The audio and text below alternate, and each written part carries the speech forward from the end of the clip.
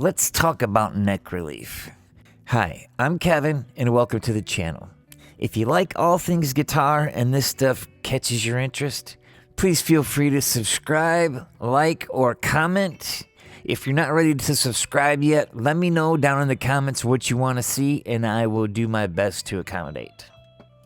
Neck relief is the amount of bow that's in a neck that allows the string to vibrate freely without binding or buzzing.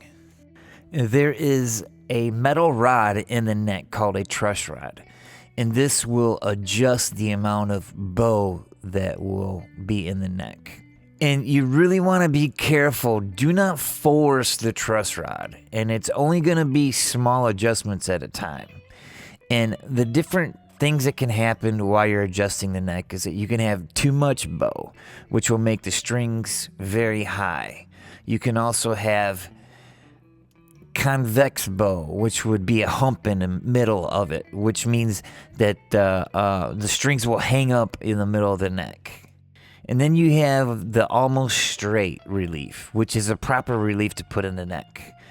Typically, you only want between 7 and 10 thousandths of an inch. You can check that with a feeler gauge. We'll get into that a little bit later. The different kind of truss rod adjustment would be the one that goes through the headstock. And here's how you turn that one. Then you have the vintage type that you have to loosen the neck or take the neck off to adjust it at the heel of the neck, which looks like this. And then you have the micro adjuster on a Warmoth neck, in which you adjust it this way right here.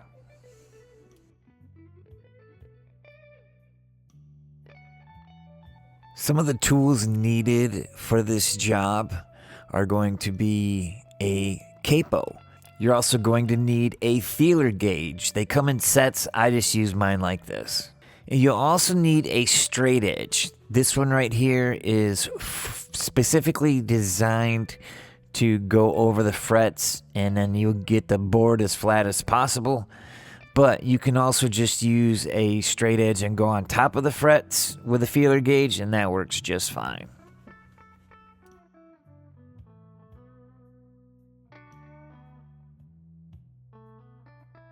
Now, here is a closer look at that micro adjuster for this Warmoth neck that I have on there.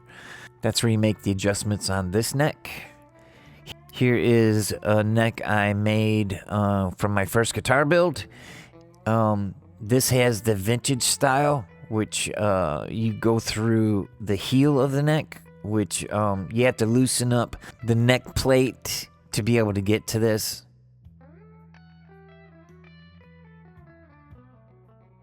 Here's the most common way. That's through the headstock. You don't have to do anything. All you do is you put the Allen key inside of that little hole right there and make your adjustment as you need it, and then you're good to go. Now, there's a couple different methods. I want to show you using the straight edge on my dummy neck what the actual gap looks like in case you're having a hard time visualizing it. So I'm going to run this light across the bottom of the straight edge, and hopefully you will be able to see the light shining through when I make the right adjustment. So this first one, I made the truss rod so it has a little hump in the neck. So you can see the gap that the light will show through right there. You see that little gap at the end? That means that there's a big hump in it, and you see how it's tight in the middle. You'll also feel it rock back and forth a little bit, and you see down there at the bottom, there is a gap down there too. So it's exaggerated, but I wanted to show you what it actually looks like rather than just a picture of it, so you could kind of visualize it a little bit better in your head. Here is what it looks like with too much relief in it. As you can see, there's a little gap in the middle, which is where we're getting closer to, but we have too much of a gap there. So you obviously can make your adjustment that way. I'm hoping you're able to see that little gap that the light is showing so that you can actually see what it looks like. So here's my 10 thousandths feeler gauge, and I run through that after we get it a little bit closer. I know my big old grubby hands are in the way, but It's kind of tough to get the right angle on this. So then we make our adjustment as we need to, and you just want that feeler gauge to drag on the bottom of the straight edge, just a tiny, tiny bit. This is what it looks like if you're using just a regular straight edge on top of the frets. As you can see, there's a little gap there in the middle, and you just take around the 7th fret, and you double check to make sure that you have 10,000ths of an inch there. And it's just a very, very, very small, little tiny bit, in which I'm going to show you on the next method on how to do this.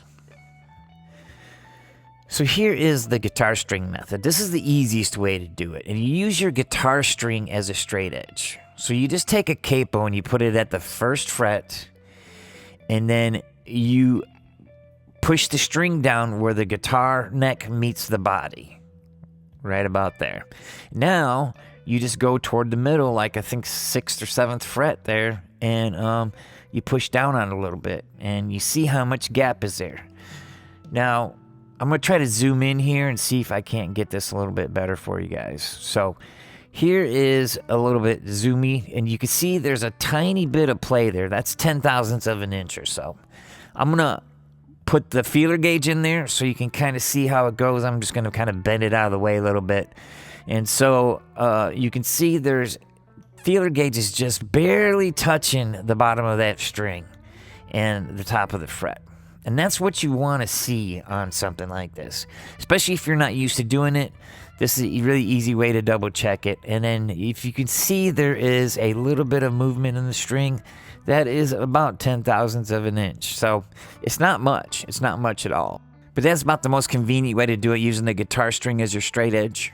After you do it a few times, you'll get more comfortable with it. And let me know if you have any comments or questions about doing this. And if I gave you enough information, I was hoping that me using the neck not attached to the guitar would show a little bit better angle, so you could see a little bit better what it actually looks like underneath the light there. So feel free to share, like, or subscribe. We love having you guys here.